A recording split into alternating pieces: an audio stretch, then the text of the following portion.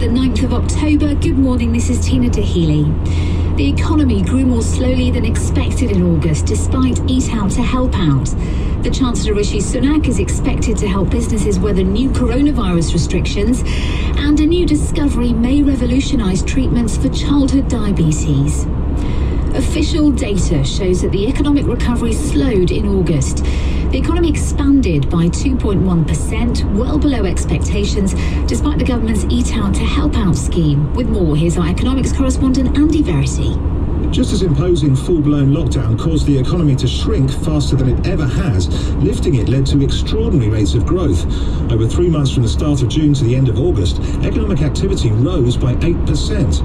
In June, the economy grew by 9.1%. In July, it was 6.4%. In August, the month where taxpayers subsidised restaurant meals with the Eat Out to Help Out scheme, most of the growth came from the accommodation and food sectors, but the rest of the economy was surprisingly weak, with overall growth of just 2.1%, less than half what most economists were expecting. The Chancellor Rishi Sunak is expected to set out financial support for businesses in light of new coronavirus measures, which are due to be announced next week.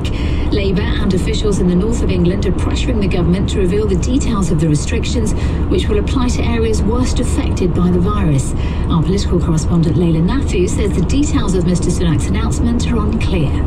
There have been reports today that he's considering a local furlough scheme. Remember, the national furlough scheme comes to an end at the end of this month. What we aren't expecting today is to get any detail from the Chancellor of what exactly the restrictions are going to be that will trigger this financial support package.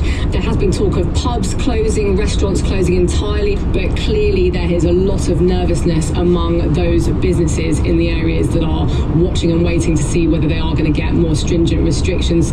Pubs and licensed restaurants in central Scotland will be forced to close for 2 weeks from this evening as part of measures to control new coronavirus outbreaks. Establishments in Greater Glasgow and Clyde, Lanarkshire, Ayrshire and Arran, Lothian and Forth Valley will only be permitted to provide takeaways.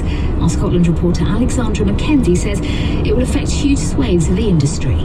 Big changes for the whole of the central belt. That's right across from the island of Arran in the west, all the way through Glasgow, Edinburgh and beyond on the east. Now, I'm here in Glasgow. Normally on a Friday night it would be heaving here and across the weekend. It's going to be very different now for the next 3 weekends, with lots of restaurant owners very concerned about their future. President Trump has said he could hold an election rally as early as tomorrow night after his doctor said he'd completed his course of treatment for COVID-19. In a statement released by the White House, Sean Conley said the president had responded extremely well to medication. Mr. Trump could later be heard coughing during an interview on Fox News. The EU's chief Brexit negotiator Michel Barnier is in London for talks with Lord Frost, who leads the UK's negotiating team. Boris Johnson has said both sides should move on if they can't reach agreement on a trade deal by next Thursday. Figures show the number of homophobic hate crimes recorded in the UK has nearly tripled over the last 5 years. The data was obtained by BBC News through Freedom of Information requests. Incidents reported to police in the last year alone rose by 20% compared with the previous 12 months. Scientists say type 1 diabetes could develop in the first few months of life or even before babies are born. Their research challenges what was previously known about how the condition can strike. Dr. Lucy Chambers from Diabetes UK says the findings could give new insights leading to potential treatments. Type 1 diabetes is an autoimmune condition, and until now we thought that diabetes in really young babies was neonatal diabetes, which is a different type of diabetes that's caused by a single genetic spelling mistake. Type 1 diabetes and neonatal diabetes are treated very differently, so this research is going to really help babies get the very best start in life. And listeners of Radio 2's Sounds of the 80s have named U2's The Joshua Tree as the best album of that decade. The poll marking National Album Day tomorrow put Dire Straits' Brothers in Arms in second place, followed by the Stone Roses' self-titled debut record. And the weather, a band of rain will move southwards across England and Wales, becoming less persistent this afternoon. In northern areas, drier in the east with scattered blustery showers in the west.